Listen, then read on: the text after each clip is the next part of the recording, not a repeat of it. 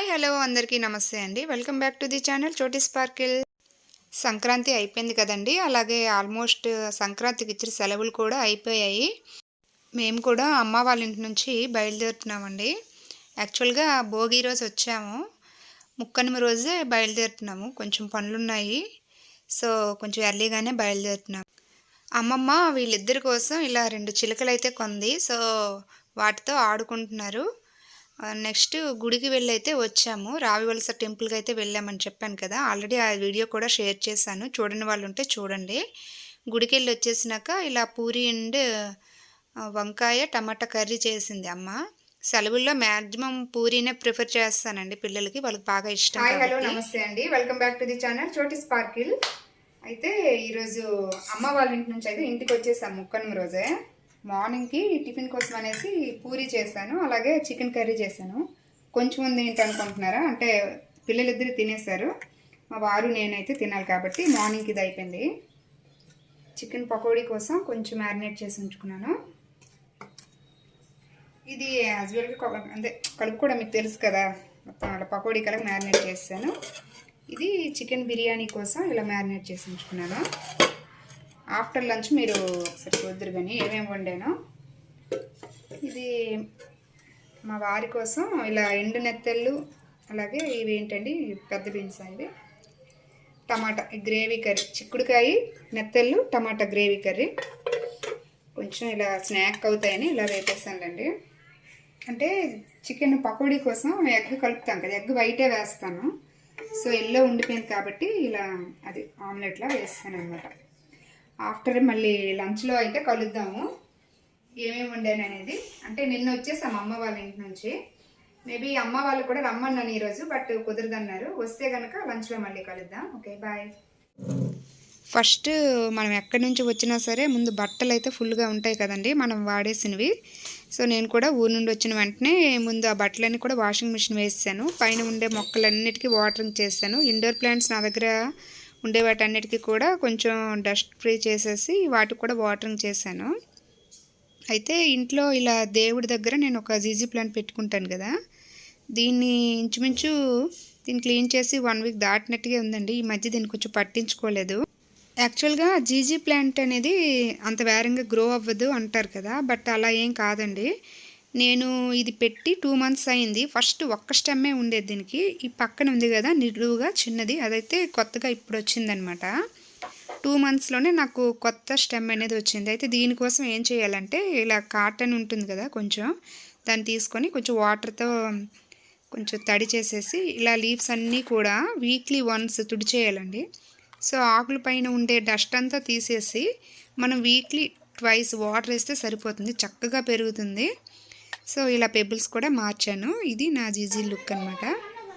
అన్నీ కూడా చక్కబెట్టేసుకొని లంచ్ వండడం అంతా కంప్లీట్ అయ్యేటప్పటికి టైం చూసారు కదా 1:12 అయింది. అంటే నా వంట అయితే 12:30కే కంప్లీట్ చేశాను, బట్ వీళ్ళు భోజనానికి రమ్మంటే రానంటున్నారు. చూడండి వీళ్ళ సిచ్యువేషన్ ఎలా ఉందో. సరిపోతాయి బొమ్మలన్నీ.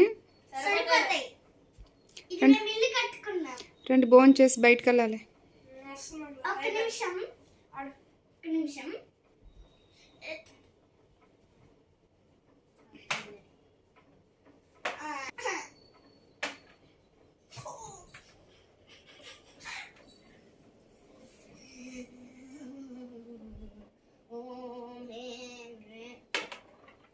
శాత్వి, నీ జుట్టు నువ్వు ఎలాగొన్నావు తెలుసా?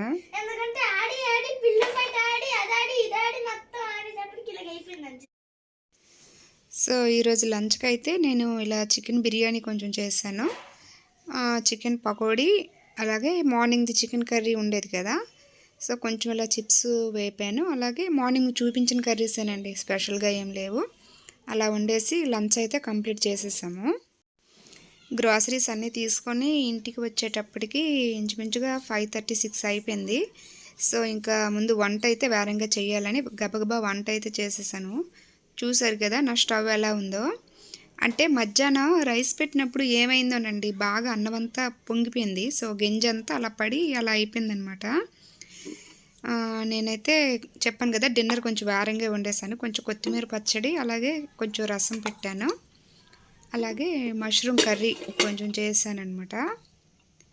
సెలవులు కాబట్టి మ్యాక్సిమం ఏదో కొంచెం డిఫరెంట్గా అంటే కొంచెం హెవీగా తినడానికే ట్రై చేస్తాము. దీని నెక్స్ట్ మార్నింగ్ కోసం ఇలా శనగలు కొంచెం నానబెట్టానండి, బ్రేక్ఫాస్ట్ కోసం అవుతుందని. అంటే డ్రై ఫ్రూట్ మిక్స్ కాకుండా మార్నింగ్ అదే బ్రేక్ఫాస్ట్కి ఇలా శనగలు తిందామనేసి ఈరోజు శనగలు అయితే నానబెట్టుకున్నాను. ఇంకా చెప్పాను కదా, డిన్నర్ తినేసినాక కిచెన్ అంతా కూడా యాజ్ యూజువల్గా క్లీన్ చేసుకుంటే, ప్రతిసారి కిచెన్ క్లీన్ చేయడం ఏం చూపిస్తాంలే అని అదైతే స్కిప్ చేశాను. డిన్నర్ తినేసాం కాబట్టి వెంటనే ఇంకా కిచెన్ అంతా కూడా క్లీన్ చేశానండి. ఇది క్లీన్ చేసే వరకు అసలు మనసుకి ఏదోలా అయిపోయింది, బాగా మెస్సీ అయిపోయింది. అంటే చెప్పాను కదా, ఏదో ట్రబుల్ వచ్చింది, కుక్కర్ మొత్తం పాడైపోయిందనమాట. సో టైం ఏంటి 11:20 అయింది అనుకుంటున్నారా? వాచ్ ఆగిందిలేండి, బ్యాటరీస్ మార్చాలి. సో అయిపోయింది కదా, కిచెన్ అంతా క్లీన్ అయిపోయింది. యాజ్ ఇట్ ఈజ్ మీకు ఇందాక చూపించినట్టుగానే శనగలు నానబెట్టాను. కొంచెం మెంతులు ఉంటాయి కదా, అవి కూడా కొంచెం నానబెట్టుకున్నాను మార్నింగ్ తాగుదామనేసి. ఇదండి, కిచెన్ అంతా క్లీన్ అయిపోయింది. అంటే వంట మీరు 7 కల్లా కంప్లీట్ చేసుకొని మీ డిన్నర్ 7 to 7:30 చేసేసారనుకోండి, కిచెన్ క్లీనింగ్ కూడా అవుతుంది మీకు బాగా. ఇదేంటంటే సిరగడి అంటారు, మీరు వినుంటారో లేదో. ఇది మా వారు వాళ్ళ పెద్దకి ఇచ్చారు. చిన్న పీస్ వండాను, ఇంకా అది ఉండిపోయింది, అది కూడా వండేయాలి ఇంకా. అమ్మయ్య, కిచెన్ అయితే క్లీన్ అయింది కాబట్టి ఇంకా ప్రశాంతంగా వెళ్ళి సోఫాలో కాసేపు కూర్చొని మొబైల్ చూద్దాం అనుకున్నాను. ఇదండి నా కిచెన్ లుక్. యాజ్ ఇట్ ఈజ్గా మీరు ఎప్పుడు చూసిందేలేండి. ఇంకోసారి ఎన్నిసార్లు చూపించినా నా కిచెన్ నాకు కొత్తగా ఉంటుంది, మీకు కూడా కొత్తగా ఉంటుందని అనుకుంటున్నాను. సో ఇంకా హాల్లోకి వెళ్ళి చెప్పాను కదా, టైం చూసారు కదా, ఆల్రెడీ 8:30 అయ్యింది. అంటే ఆల్మోస్ట్ నా పనులన్నీ కంప్లీట్ అయిపోయాయండి. 8:30 కల్లా కిచెన్ క్లీనింగ్ కూడా అయిపోయింది. అంటే డిన్నర్ 7:30కి కంప్లీట్ అయింది అనుకోండి, ఆఫ్టర్ దట్ మనం కిచెన్ క్లీనింగ్కి కొంచెం టైం ఇవ్వగలం కదా. మరి అలా కాకుండా మనకి డిన్నరే 9:30 అయిపోయింది అనుకోండి, ఇంకా కిచెన్ క్లీన్ చేయడానికి మనకు కూడా అంత టైం ఇవ్వలేము. After that dinner kitchen cleaning తర్వాతను ఇలా పిల్లలకైతే కొంచెం మరగబెట్టిన పాలు అయితే ఇచ్చాను. వాళ్ళు పాలు తాగేసిన తర్వాత ఇంకా పడుకోవడానికైతే బయలుదేరామన్నమాట. సో ఇదండి ఈరోజుటి వ్లాగు. పండుగ తర్వాత పనులతో ఇలా బిజీగా నా డే అయితే ఇలా గడిచింది. వీడియోని చివరి వరకు చూడండి. నచ్చితే కనుక ప్లీజ్ ఒక లైక్ చేయండి, అలాగే షేర్ చేయండి. సబ్స్క్రైబ్ చేసుకోకుండా చూసేవాళ్ళు సబ్స్క్రైబ్ చేసుకోండి. So thank you for watching. Keep supporting us.